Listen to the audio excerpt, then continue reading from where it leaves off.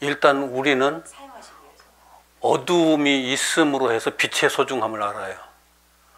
어두움이 아니라면 빛의 소중함을 몰라요. 그러니까 내가 무지했었다는 걸 알아야 지식을 얻기 위해서 애를 쓰는 사람이 돼요. 그런 것처럼 그 맨 처음 창조했을 때 땅이 혼돈하고 공허함이 흑암이 깊음이 있고 창조된 상태가 어두움의 상태였어요. 우리가 말로 표현할 수 있는 어두움이 아니에요. 어두움은 알고 보면 어떤 언어를 다 동원해도 이 어두움을 설명할 수 없는 어두움이에요. 이제 처음 창조된 상태가 그랬던 거예요. 이건 뭐냐면은 어떤 면에서 하나님의 진리가 땅이 혼돈하다는 그 말이 질서가 잡혀지지 않았다. 뭔가 이렇게 착착착착 균형도 잡혀지지 않은 상태. 어떤 면에서 가까이 이렇게 적용해가지고 예를 든다면 집을 짓기 위해서 집 재료를 옆에다 잔뜩 쌓아놨는데 이제 집이 재료는 쌓여져 있는데 집은 구성되어 있지 않은 상태. 그게 이제 혼돈이라고 표현할 수 있거든요. 그런 혼돈. 그러니까 이게 엉망진창이다는 아니에요. 엉망진창이다는 아니고 무언가 이루어져야 할 것이 이루어지지 않은 상태. 그러면 여기서 어둠과 요즘 우리가 이제 우리 안에 가지고 있는 제2속성자 나오는 그 어둠 있잖아요. 성경 보면은 뭐 우리들이 착각하는 게 이런 거예요. 여기서 말하는 어둠의 차이를 착각하는 게 지금 우리가 죄라고 생각하면 우선 도덕과 윤리 차원에서 문제가 발생한 것이라고 다 생각을 하잖아요. 대부분 다 죄를 얘기할 때 푸틴이 도덕적으로 윤리적으로 문제가 있다. 이스라엘 백성들이 가자 지고 공격하는 거 도덕적으로 윤리적으로 문제가 있다. 인본주의 가치관 차원에서 얘기를 하는 거잖아요. 그런데 성경에서 말하는 죄라고 하는 건 근본적으로 뭐냐면은 하나님을 알지 못하는 것. 하나님에 대한 무지가 죄예요. 개념이 다르잖아요. 전혀 달라요. 그러니까 처음 창조된 아담이 하나님을 알았던가요? 하나님을 알지 못했기 때문에 자기가 지금 하나님 앞에서 어떤 위치에 있어야 할 것인가 하는 것도 제대로 지금 이해를 못하고 있는 거예요. 우리는 하나님을 알아가는 존재들이거든요. 탄생되던 그 순간부터 모든 것이. 그러면서 죄의 존재로 우리가 이 땅에 태어났다고 하는 건 하나님을 알지 못하는 존재로 태어났다는 거예요. 기본적으로. 이걸 어두움이라고 얘기하는 거죠. 근데 이런 하나하나의 개념 자체가 제대로 정리되지 못하면은 우리는 여전히 세상의 가치관을 가지고 하나님을 이야기하는 이상한 상황에 빠진다고요. 세상의 가치관을 가지고. 그런 면에서 이 창세기 보는 것부터 처음부터 우리가 그동안 배워왔던 것하고 전혀 다른 차원에서 다시 접근을 해야 되는 거예요. 지금 전혀 다른 차원에서. 빛과 어두움을 얘기할 때 내가 어렸을 때 하나님께서 천지를 창조했다는 말만 계속 들어왔어요.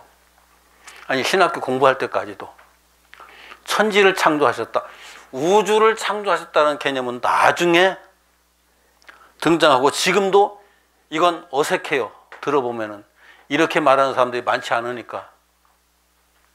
하나님은 천지를 창조하셨다라는 말을 아주 익숙하게 들었고 지금도 거기에 익숙해지겠어요. 우리들은. 그런데 천지와 우주는 어떤 차이가 있어요? 천지와 우주. 천지는 지구고. 천지는 지구를 중심으로 해서 저게 하늘이고 땅이고 이렇게 끝나잖아요. 이게 고대 사회의 가치관이 20세기까지 왔다고요. 지금 21세기에도 그 가치관이 지금 작용을 하고 있어요. 자, 우리가 지금 얼마나 말도 안 되는 얘기를 하고 있는지. 자, 아침에 해가 동쪽에서 떴다. 말이 되는 말이에요? 안 되는 말이에요?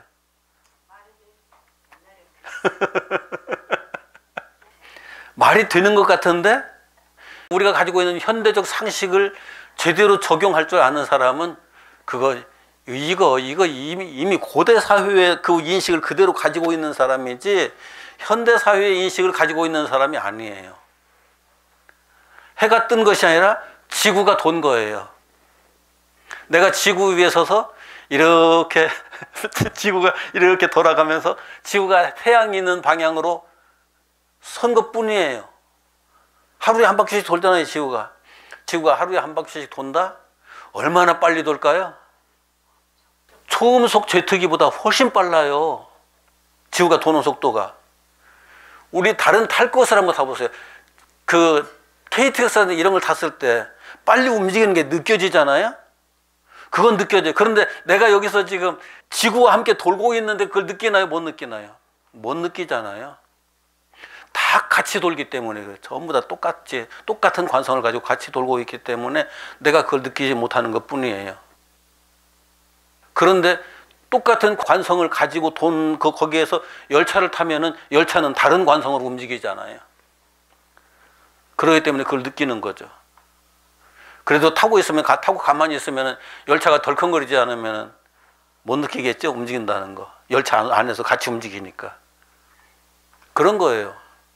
비행기도 타고 가면 비행기도 이게 공중을 날아가는 거지만 턱턱턱턱 움직이잖아요. 한 번씩. 더덕더덕. 이게 자갈마당까지는 아니지만은 어느 정도 포장이 좀 어설프게 돼 있는 도로를 달리는 것하고 비행기가 비슷하게 가거든요. 그러니까 비행기가 가고 있구나 하는 걸 느끼는 거예요.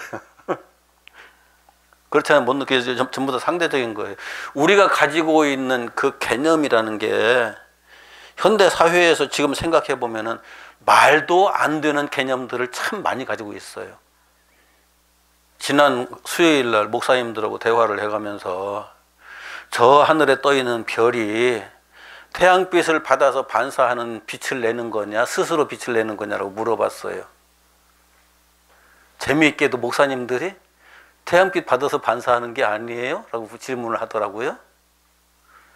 한 밤하늘에 반짝이는 별들 태양빛 받아서 비추는 건가요? 스스로 태양과 같은 것들의 별들이 어떤 건 태양보다 몇십억 배 큰 별들도 있어요. 그 별들은 전부 다 항성이에요. 행성이 아니고. 항성은 항상 제자리에서 빛을 내는 별을 항성이라고 그래요. 행성은 항성 주변을 도는 지구처럼 도는 이 별들을 행성이라고 그래요. 행성 주변을 도는 것을 위성이라고 그래요. 다른 우리 지구의 위성이에요. 그러니까 행성과 위성은 스스로 빛을 못 내요. 달도 태양빛을 반사해내는 거예요, 그냥. 그런데 저 달빛은 얼마나 갈까요? 태양빛을 반사해내는 건? 멀리 못 가요. 지금 오이드호가 지구를 떠나가지고 지금 태양계 밖을 가고 있는데, 그런데 태양빛을 받아가지고 반사하는 게 지구에 물이 있잖아요. 표면이 70%가 물이잖아요. 물이 훨씬 빛을 더 많이 반사하죠. 지구가 그래서 더 빛나게 보여요. 밖에서 보면은, 멀리서 보면은. 다른 별들은 물로 감싸여 있는 별이 없어요. 태양계 전체에 다 통해도. 그러니까 지구가 굉장히 아름답게 보이는 거죠. 저 멀리 떨어져서 보면은. 그런데 태양성을 이렇게 지날 때, 그때 보이저호의 카메라를 대식으로 딱 돌려가지고 지구를 비췄는데, 그냥 푸르스름보다 좀 더 어느 정도 밝게 빛나는 푸른 별, 그렇게 보였거든요.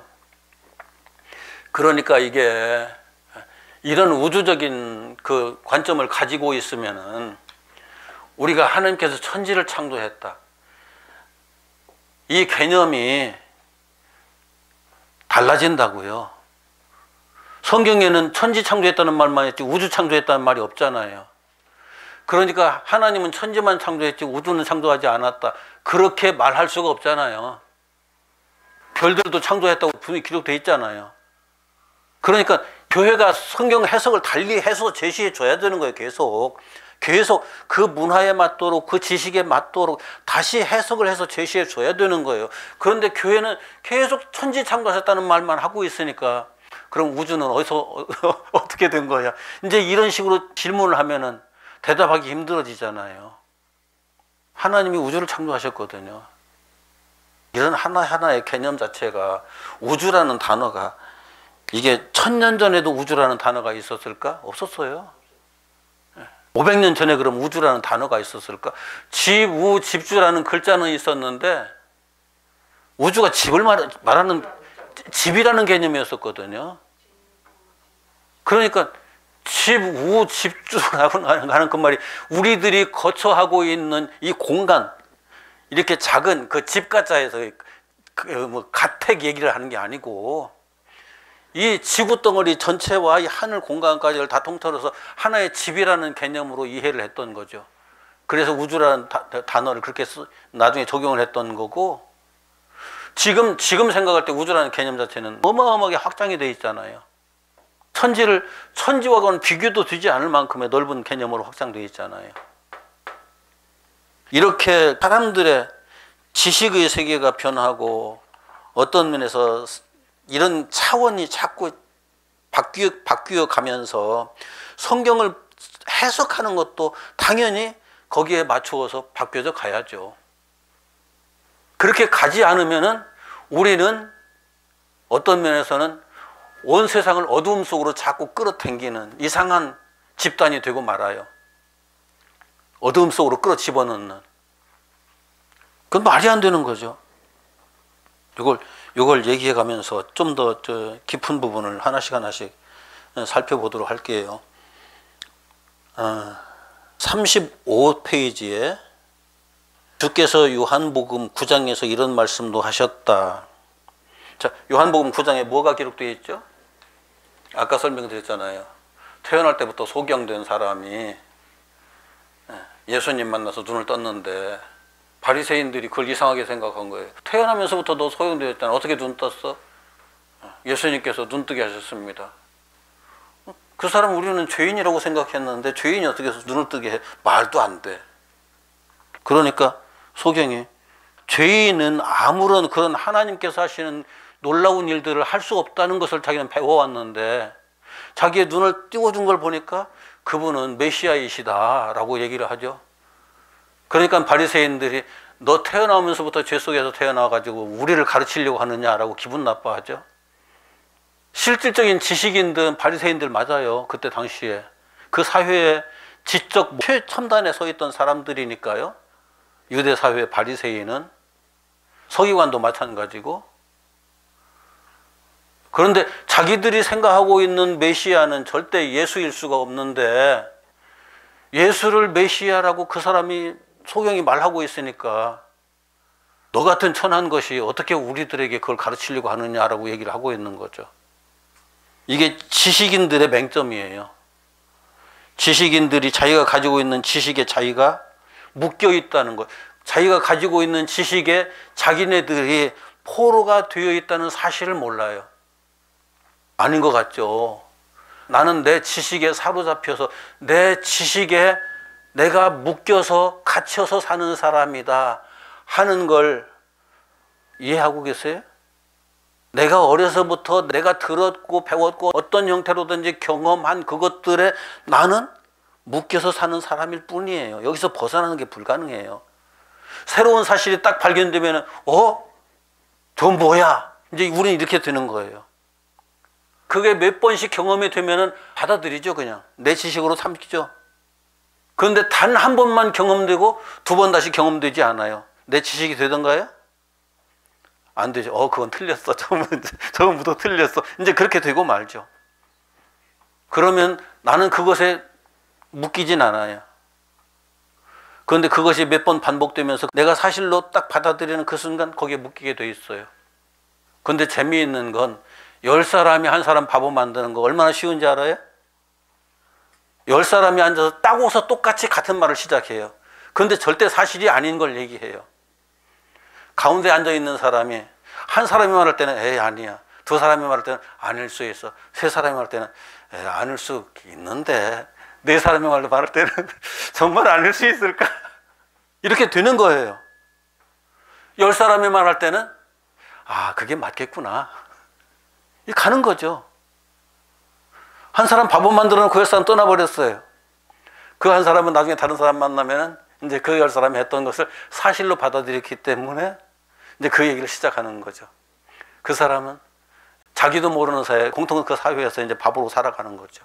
그게 바리새인들이 바로 그게 자기네들끼리 앉아가지고 이것이 옳아 이것이 옳아 자기네들끼리 앉아서 계속 그렇게 하고 있던 사람들이에요. 바리새인들, 서기관들, 거의 대부분의 유대인들.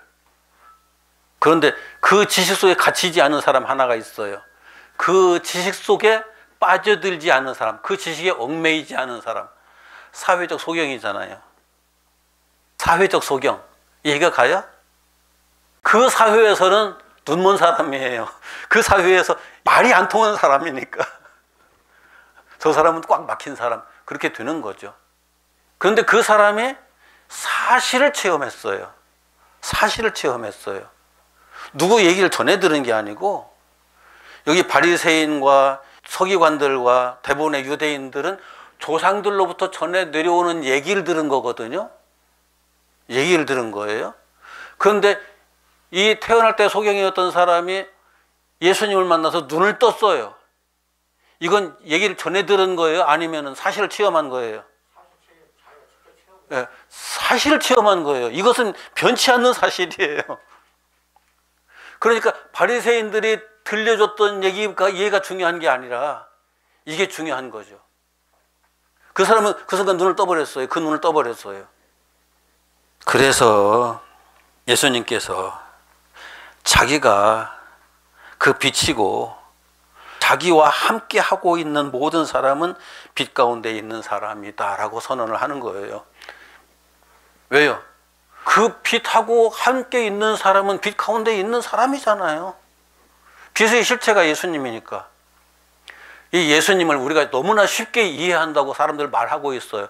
아니에요. 예수님 그렇게 쉽게 이해될 수 있는 분이 아니에요. 예수님을 쉽게 이해한다는 것과 하나님을 쉽게 이해한다는 건 똑같은 얘기거든요.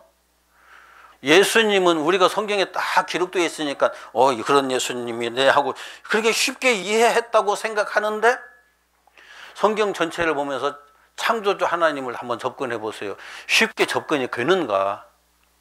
절대 쉽게 접근 안 돼요. 평생 몸부림쳐도 안 돼요. 이건 완벽하게 그분에게 접근해서 그분을 내가 안다고 말할 수 있는 그런 분이 아니거든요. 아까 얘기했죠? 로고스이신 하나님, 모든 원리이고 모든 원칙이고. 자, 모든 원리를 다 깨달아 한 사람 세상에 있을까요? 모든 원칙을 다 깨달아 한 사람이 있을까요? 모든 기준을 다 깨달아 한 사람이 있을까요?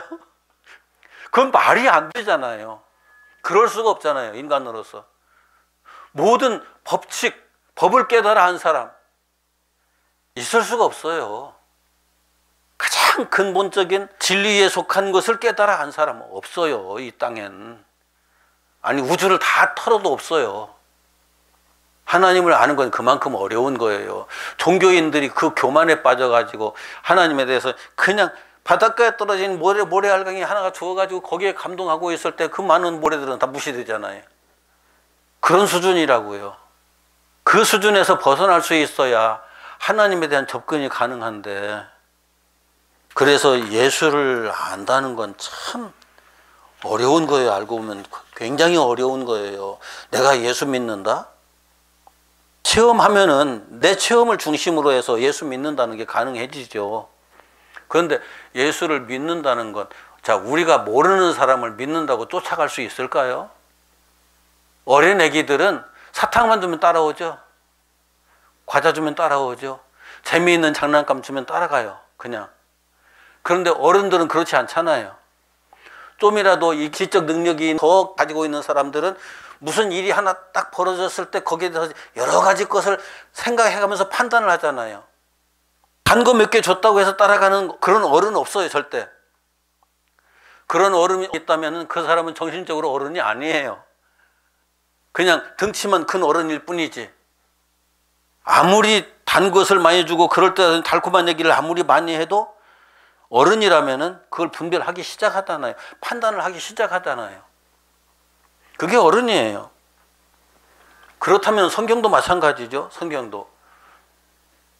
창세기 1장에서 3절, 5절까지의 빛이 그냥 우리가 여지껏 물리적인 차원에서 봐왔던 그 빛이라고 모든 걸 생각해버리는 사람은 솔직히 생각할 줄 모르는 사람이에요. 성경 전체가 그 빛만을 얘기하고 있는 게 아니잖아요. 요한복음 1장 다시 한번 펴서 읽어볼까요? 요한복음 1장. 재미있어요. 요한복음 1장 5절까지 같이 한번 읽어봐요. 시작. 태초에 말씀이 계시니라. 이 말씀이 하나님과 함께 계셨으니 이 말씀은 곧 하나님이시니라. 그가 태초에 하나님과 함께 계셨고 만물이 그로 말미암아 지은 바 되었으니 지은 것이 하나도 그거 없이는 된 것이 없느니라. 그 안에 생명이 있었으니 이 생명은 사람들의 빛이라. 빛이 어두움에 빛이 되어 어두움이 깨닫지 못하더라. 여기 이게 일반적인 논리를 적용하면 말도 안 되는 지금 논리를 펼치고 있는 건데, 여기서 요한은 태초에 말씀이 계시니라. 이 말씀이 하나님과 함께 계셨으니 이 말씀이 곧 하나님이시니라. 그 하나님 말씀이 말씀으로 말미암아 모든 만물이 창조되었다. 그가 없이는 된 것이 없다. 그 안에 생명이 있었으니 이 생명은 사람들의 빛이라. 이 생명이 사람들의 빛이라. 물리적인 빛 얘기를 하는 게 아니에요. 여기에서는 사람들의 빛. 아니 그럼 강아지의 빛은 아니고 돼지가 보는 빛은 아니고 소가 보는 빛은 아니고 사람들의 빛, 개념 자체가 다르잖아요. 사람들의 빛. 여기 사람이라고 말할 때는 하나님께서 태초에 하나님의 형상으로 창조하신 존재로서의 사람을 말하는 거예요. 태초의 빛으로 이렇게 연결해 가는 거예요. 그런데 빛이 어두움에 빛이 되어 어두움이 깨닫지 못하더라. 이게 무슨 말이나 되는 얘기예요? 자, 여기 제가 거의 날마다 오거든요. 이 불을 안 켜고 들어오면 진짜 깜깜해요. 아무것도 분별이 안 돼요. 계단에 불도 안 켜고 딱 들어와서 문 열고 희미한 불빛이라도 좀 이렇게 간접적으로 굴절을 해가면서 들어올 거예요. 그런데 아무것도 안 보여요. 들어와서 작은 것 하나라도 불을 켜면은 이 불이 굴절을 해가면서 여기서 반사돼 가지고 이것을 다 밝힌다고요. 기본적으로 다 볼 수 있도록 밝힌다고요. 그 불빛 하나가 이것을 다, 이 공간을 다 채우는데, 그러면서 분별을 할 수 있게 해주는데, 어두움이 그 빛이 비치는데 어두움이 깨닫지 못한다. 이건 무슨 말이에요? 물리적인 얘기가 아니잖아요. 빛이 있는데 어두움이 깨닫지 못한다는 건 말이 안 되는 거죠. 그런데 우리 인간의 어리석음은 어떤 지식의 빛이 인간에게 비춰졌을 때 우리의 어리석음이 즉시 그걸 이해를 할 수 있을까요? 그걸 이해할 수 있는 사람은 내가 어리석다는 것을 깨달은 사람이나 가능해져요. 내가 어리석다는 걸 깨닫지 못한 사람은 누가 진짜 지식은 이런 거야 라고 아무리 말을 해줘도 깨닫지 못해요. 이해를 못해요. 그 얘기를 하는 거거든요. 자, 상식적으로 이해해야 될 것, 이 우주 공간을 메우고 있는 것은 빛일까요? 어둠일까요? 물리적인 우주 공간을 메우고 있는 것. 이 우주 공간을 메우고 있는 것이 빛이라면은 우리가 밤에 저 별을 볼 수 있을까요? 없을까요? 밤에 별 보일 일이 없어요. 그렇게 되면은 서울에서, 아니 서울 갈 것 없이 대구에서 별이 얼마나 보여요? 대구에서도 밤에 하늘 보면 까맣잖아요. 대구에서도 밤에 하늘 보면 날씨 맑은 날에도 까매요. 까만데 별이 그렇게 많이 안 보이다가 대구에서 좀 벗어나서 저 청도나 영천이나 이쪽 가서 밤하늘을 보면은 밤하늘에 별이 엄청 많거든요. 왜 그럴까요? 대구 하늘에 빛이 너무 밝아서 그래요. 대구 하늘에 빛이, 건물마다 빛이 다 나고 있고 가로등마다 빛이 나고 있으니까 그 빛이 공간을 딱 메우고 있으니까 밤하늘에 별이 그 빛에 어떤 면에서는 가려지는 것처럼 그런 효과가 나타나는 거예요. 그래서 좀 밤하늘에 특별히 밝은 것이 아니면은 거의 다 대부분 가려지거든요. 그런데 시골에 가서, 불빛이 없는 시골에 가서 보면은 밤하늘 진짜 은하수까지 보이거든요. 대구에서 은하수 본 적이 없어요, 저는. 은하수가 뿌옇잖아요. 뿌연 구름 껴 있는 것처럼 이렇게 돼 있잖아요. 밤하늘에. 그 뿌연 구름이었을까요? 아니에요. 정말 멀리 떨어진 별들이 구름대처럼 모여 있기 때문에 그렇게 보이는 것 뿐이에요. 어마어마한 별들이 거기에 빛을 내고 있다고요. 그것이 그렇게 보이는 것 뿐이에요. 그래서 우주 공간을 메우고 있는 것은 빛이 아니라 어두움이에요. 기본적으로 99.99% 이상을 깜깜한 어두움이 우주를 메우고 있어요. 그러니까 별 하나가 반짝반짝 빛나게 보이는 거예요. 그냥 그게. 빛이 우주를 메우고 있다면 별은 하나도 안 보여요. 당연히 그렇게 돼 있어요. 이런 것들을 이해한다고 하면은 이게 천지창조의 과정에서 그냥 그 어두움이 깊은 어두움의 상태에 있다는 말을 어느 정도는 물리적 차원에서도 실감할 수 있어요. 자, 이제 이걸 좀 더 우리가 하나님의 말씀을 이해하기 위해서 상식적인 것 한 가지만 설명하고 또 질문하시는 게 있으면 얘기를 나누고 없으면 마치도록 할게요.